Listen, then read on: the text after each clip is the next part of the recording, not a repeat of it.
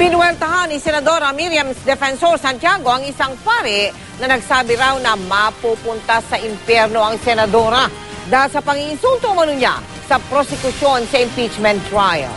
Ipinagtanggol naman ng isang obispo ang naturang pari. Baka na-misquote lang daw ito. Nakatutok si Jam, si Santos. Motion po sila to suppress. Hindi dapat nakikialam ang simbahan sa politika. Ito ang pahayag ni Senador Miriam Defensor Santiago matapos mapabalita na sinabi umano ng Jesuit priest na si Father Catalino Arevalo na maaaring mapunta sa impyerno ang senadora dahil sa pag-iinsulto nito sa prosekusyon. Sa kanyang Twitter account, sinabi ng senadora na walang impyerno batay na rin daw sa turo sa Vatican II. Sa pahayag ng senadora, parang sinasabi raw ni Father Arevalo na hindi malapit si Santiago sa Diyos. Hindi raw dapat mahusga ang pari kung ayaw nitong mahusgahan din. Banat pa ni Santiago, dapat daw ilaan na lang ni Arevalo ang enerhiya nito sa paglaban sa pedophilia o sexual na pang-aabuso sa mga bata sa loob ng simbahang Katolika imbes na makialam sa politika. Nakahanap ng kakampi si Santiago kay Senador Gringo Honasan.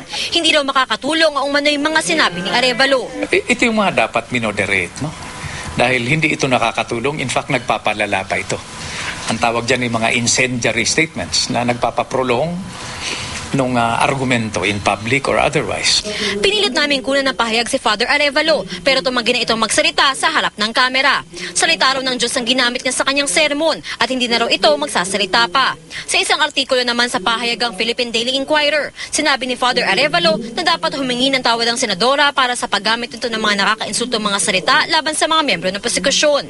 Si Arevalo ay dating spiritual advisor ng yumaong Pangulong Corazon Aquino. Ina ni Pangulong Noynoy Aquino na kilalang sumusuporta sa pag-impeach kay Chief Justice Renato Corona. Naniniwala naman si Bishop Ted Bacani na misquoted lang si Arevalo. Sa tingin daw niya, hindi magandang tingnan ang paninermo ng senadora sa impeachment court. Pero hindi naman daw sapat ang paninermon lang para mapunta sa impyerno ang senadora. Kasi si Father Arevalo is a very gentleman.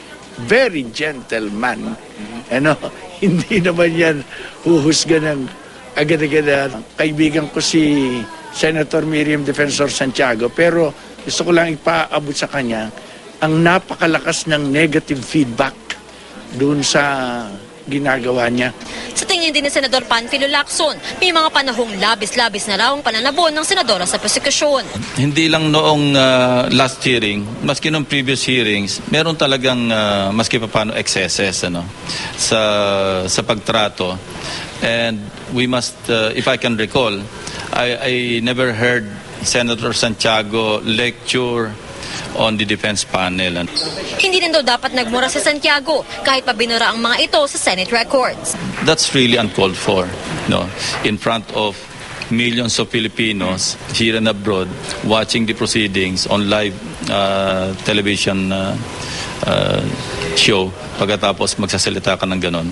Ang masasakit umanong pananabon ng senadora ang nagudyok daw kay private prosecutor na si Attorney Vitaliano Aguirre na magtakip ng mga tenga sa nakaraang hearing na naging dahilan naman para ma-cite siya for contempt. Bukas pag-uusapan ng mga senador sa isang caucus ang magiging parusa kay Attorney Aguirre at ayon kay Senador Panfilo Lacson, maaaring maging isang konsiderasyon ay ang mga ginawa at sinabi ni Senador Santiago sa impeachment trial. Jam Cesante, nakatutok, 24 oras.